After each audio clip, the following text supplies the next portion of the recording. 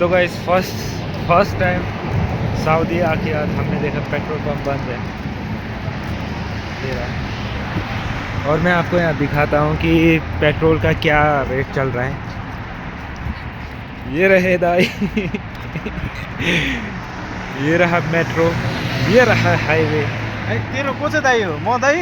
Yes पहिलोचोटि दाइ भनेकोलाई यसले यार क्याप्सन गरौँ है। होइन होइन, मैं बोलते रहता हूँ।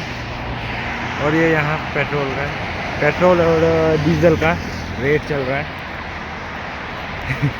चलो अभी बहुत ठंड है, बाद में मिलते हैं। ठन्डको कुरा छोड्दे, चाबी ल्याए त। चाबी ल्याए, चाबी खोइ। ओके चाबी निकालते हैं हम। चाबी निकाल भाइ। कुन सेतो कि कालो हाम्रो? ब्ल्याक कालो है। आज के हो? आज सन्डे हैन? हो। सन्डे ब्ल्याक हो। ल चाबी ल्या। छ कि छैन? छैन यार, घर बिर्स्यो। घर छोडी दबकुर ल्याएर आइज। ल दाइ बाई। ल तपाईँ यहीँ पर्खिनु ल। चाबी ल्याएर ओके गाइस, हम चाबी लेने जा रहे हैं।